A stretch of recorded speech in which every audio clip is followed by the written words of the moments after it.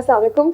एक बहुत pressing concern माँ बाप का, और ज़्यादा रिसेंटली एक एक्सेलरेशन है इस बिहेवियर में, मैंने नोटिस किया है। बच्चे जो बच्चों को मारते हैं, बच्चे जो माँ बाप को मारते हैं, छोटा हो बड़ा हो बच्चा, बच्चे आगे पीछे ऐसे लगा रहे होते हैं एक दूसरे को, और हाथ इतने खुले हो गए हैं बच्चों के कि इतनी छोटी उम्र में ऐसे हैं। तो फिर हम सोचते हैं कि फिर अब्यूसिव ये बाद में जाके अब्यूसिव एडल्ट्स क्यों बनते हैं कि कोवर्कर को मारा, या अब इतनी खौफनाक खबरें जो आ रही हैं कि बाप ने बेटे को, बेटे ने बाप को, माँ ने बेटी को, बेटी ने माँ को, किसी ने बहू को, तो किसी ने मियाँ को, मियाँ ने बेगम को अपनी, मतलब इतनी खौफनाक किस्म की खबरें फैल रही हैं। और ये कहाँ से, where does this come from? क्योंकि ऑब्वियसली ये छोटे छोटे, हमें तो भी लगता है हाँ ऐसे करके लगा दिया, चलो कुछ नहीं होता, इट्स ओके। नहीं, ये बाद में जाके जब ये बढ़ेंगे, ये जब कंसर्न्स, जैसे इंसान बढ़ेगा वैसे ही कंसर्न्स भी उतनी ज्यादा एम्पलीफाई होंगे।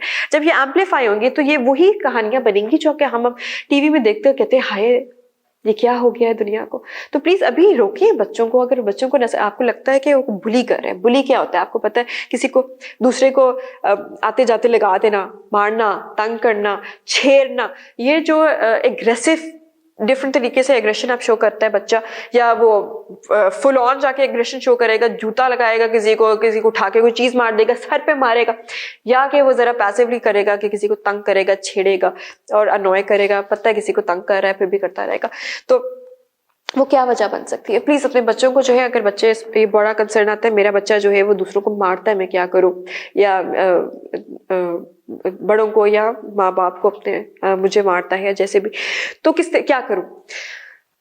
कुछ पॉइंट्स हैं जो मैं चाहूंगी कि मैं आप लोगों से शेयर कर सकूं कि क्या वजूहात हो सकती है, और उनको, जैसे कि अगर आपको लगता है ये वजूहात आपके बच्चों पे अप्लाई होती है तो उनको प्लीज करेक्ट कीजिएगा।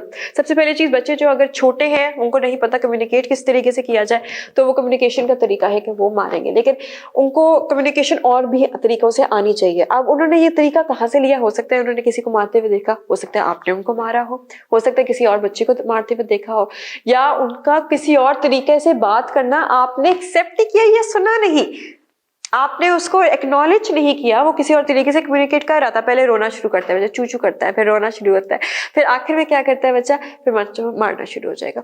तो अगर आपने सुना नहीं उसको, या उसको पहले टेंशन नहीं दी, तो फिर वो ये तरीके से किसी अपनी जो चीज खींचना चाह रहा है, शेयरिंग नहीं करना चाह रहा है, बात मनवाना चाह रहा है, तो वो इस तरीके से करेगा। जो टेम्पर टैंट्रम का भी एक तरह का टेम्पर टैंट्रम भी होता है। दूसरा, बच्चा अगर ठीक से सोया ना हो, किसी तरीके का स्ट्रेस हो बच्चे पे, नींद को हम बड़ा अंडर एस्टिमेट करते हैं। हमें लगता है कि नींद, हाँ ठीक है कुछ नहीं होता, हमने यूनिवर्सिटी में भी ऑल नाइटर्स मारे हुए हैं, हम बड़े हार्ड वर्किंग है, रातों को सोए भी नहीं है, कुछ नहीं होता, चल जाता है। नहीं, नींद का बहुत असर होता है। नींद का, लेकिन जो नींद हमें दी गई है ना, अल्लाह ताला ने भी कहा है रात सोने के लिए, दिन काम के लिए, वो अल्लाह ताला की भी हर बात में बहुत, मतलब पूरी कहानी होती है, पूरी एक साइंस है पीछे।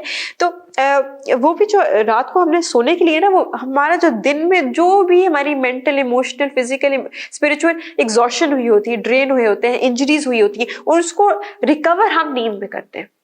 हर तरह से हम रिकवर नींद में करते हैं। तो बच्चा भी इस तरीके से करता है, बच्चा थक जाता है, बच्चा एग्जॉस्ट, बच्चा तो जितनी एनर्जी उनमें होती है, खेलते पूरा दिन है आपको पता है, तो वो ऑब्वियसली उसकी नींद बहुत जरूरी है। छोटे बच्चों में नैप्स बहुत जरूरी है। अगर आपको लग रहा है आपका बच्चा नैप नहीं ले रहा एक्साइटमेंट की वजह से, उसको काम डाउन करें। सुलाने के भी तरीके होते हैं ताकि वो नैप ले और फिर वो अग्रेशन बाकी बच्चों पर ना निकाले क्योंकि उसकी नींद नहीं पूरी हुई है। तीसरा क्या हो सकता है? अगर आपको लगता है कि कोई मेंटल इशू भी हो सकता है, कि कोई न्यूरोलॉजिकल है, कोई मेंटली, कोई किसी तरीके से कोई ब्रेन, गॉड फॉरबिड कोई इंजरी हो गई थी उसको, या कोई गिरा है, चोट लगी है, उसके फिर असरात आ रहे हैं उस पर, तो अब आप उसको चेक भी करा सकते हैं। अगर बाकी सारे बिहेवियर रीजन अगर आप उसको कह रहे हैं कि नहीं नहीं नहीं ये भी नहीं है, ये भी नहीं है, ये भी नहीं है, ये भी नहीं है, फिर आपको लगता है कि फिर ये वजह बन सकती है, तो आप उसको चेकअप भी करा सकते हैं। तीसरी बहुत बड़ा रीजन, एंजाइटी। बच्चा अगर एंग्शियस है, बच्चे में स्ट्रेस, अब सोचेंगे छोटे बच्चे में स्ट्रेस कहाँ से आ सकता है? नहीं, छोटे बच्चों में बहुत स्ट्रेस होता है फ्रॉम कंसेप्शन। अगर माँ में स्ट्रेस था बच्चे में जाएगा, बच्चा अगर ब्रेस्ट फेड है, माँ में स्ट्रेस था बच्चे में जाएगा।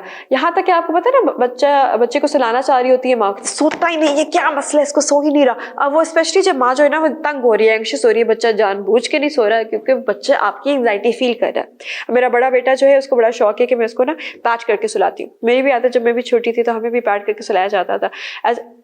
उस वक्त जब मैंने पैट करना होता है ना, अगर मेरी स्पीड जरा सी भी तेज हो ना, तो वो एकदम से ऐसे करके देखता है कि व्हाट्स रॉन्ग विद यू, कि क्या कर रही हैं आप।